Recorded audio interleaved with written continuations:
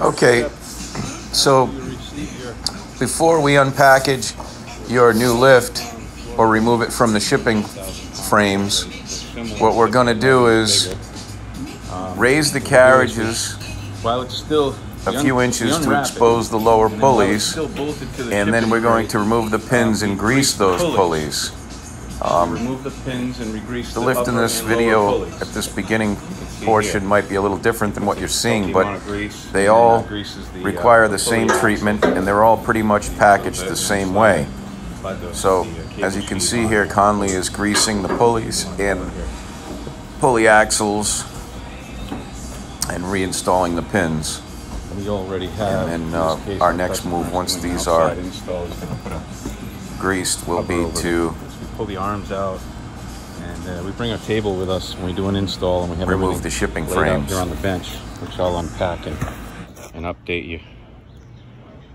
Here, I put the arms on top of a dolly upside down, so I cut the plastic off and then just wheel them over to where the lift will be located. And as you can see here, the customer made a couple of marks, and what I'm going to do is just make an even number off the end of the pad for him.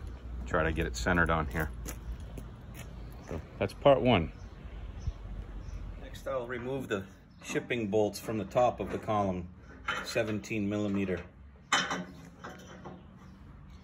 You'll see that on both ends. Top of each column, 17 millimeter bolts times 2. Remove the bolts. I'll remove the 2 inside 22 millimeter shipping bolts that are bolted to the base plate on either end. I'll do the inside on this end and then the inside on the opposing end before I remove the outside bolts. That way when I go to remove the bolts, my arm does not get trapped in between the 2 lift columns if they shift. So now we'll remove the 2 inside bolts on the opposite end.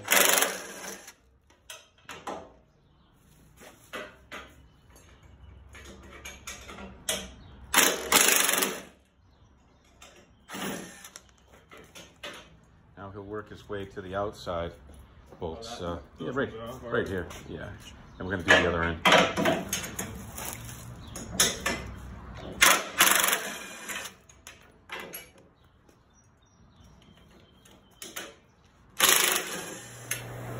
All right, so I think I'm going to unpackage the unwrapping segment that we used with the floor plate lift a week or so ago.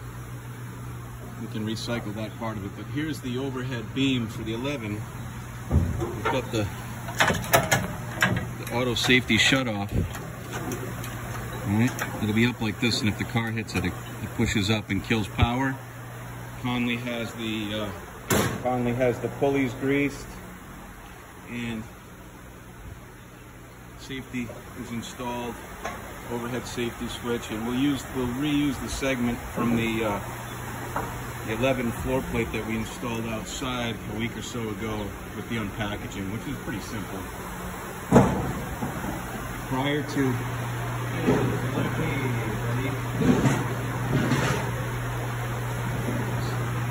and puppy dog. So I have a chalk line marked out. I'm 13 feet off the door for our customer, and be 5 or 6 inches away from that expansion seam. And before we stood this lift up, the columns, we greased the lower pulleys.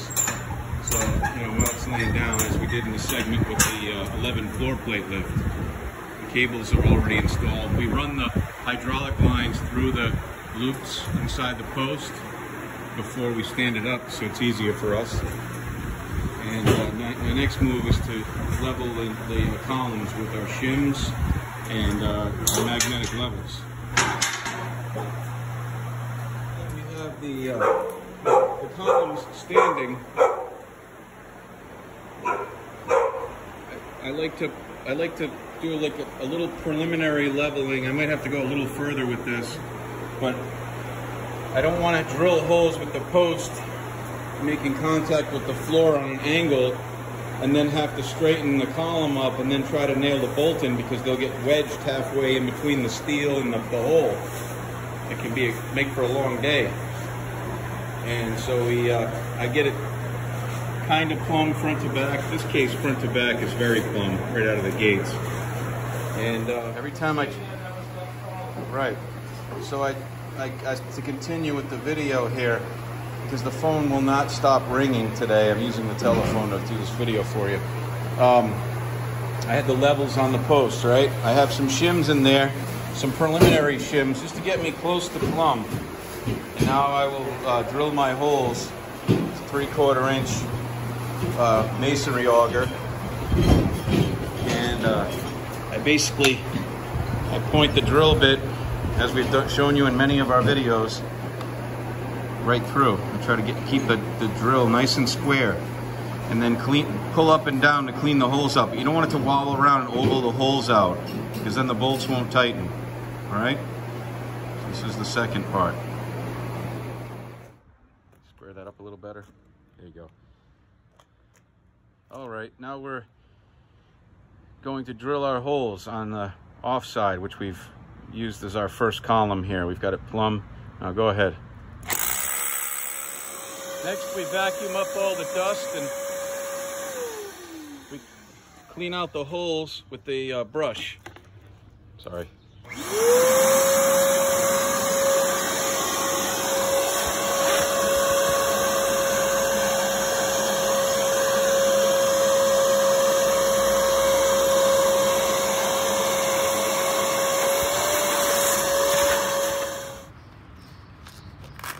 So next what I do is, I've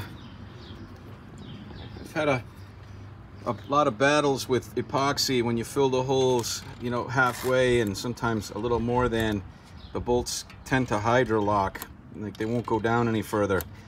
So for the last few years I've been mixing the epoxy on a piece of cardboard and then mixing it up real quick, and then I have Conley ready to hammer the bolts in as I hand them to him one by one. All right, now we have side one bolted down, and we have side two standing but not bolted. Our next move will be to put the top beam in. So we have the top beam ready to go. We have it, the safety shutoff connected. The pulleys are lubed up, and we're gonna, one guy on one ladder, one on the other, pretty basic, carried up. Might need a porta power to spread the top of the leg, but we'll see when we get up there. But as you can see, we have a pry bar waiting at the top of the ladder.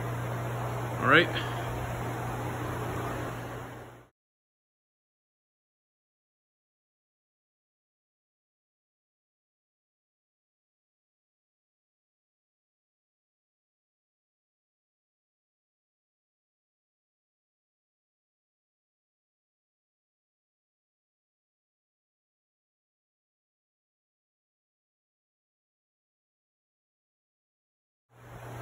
What I usually do to bleed the system is, first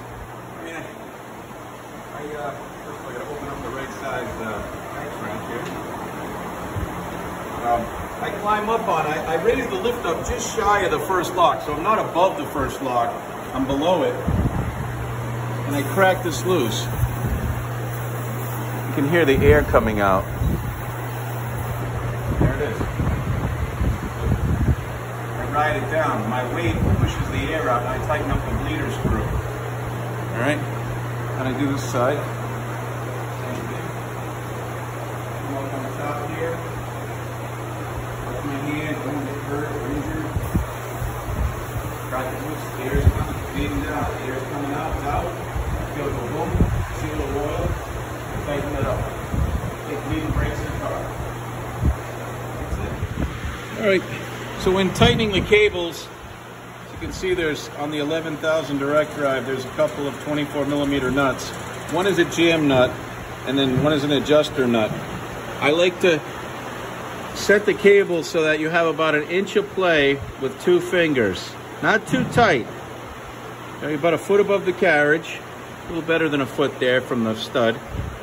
About 1 inch of play, all right? That's all you have to do.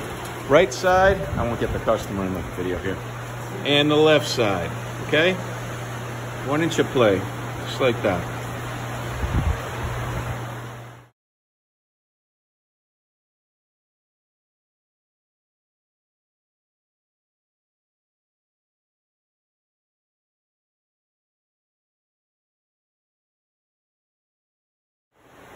right, it's Tuesday, and we've just completed this Universal 11 KACD, the direct drive. We built the same lift yesterday. We made it down to Guilford, Connecticut today. We did a repair, then we headed back up here and did a build for a customer that we had done a drop-off for a couple days ago. You know, it's all right if you get something from us, and you know, our local customers, you want us to come back out, no hard feelings, we'll come back out, it's the same price. We'll just come out and build it for you.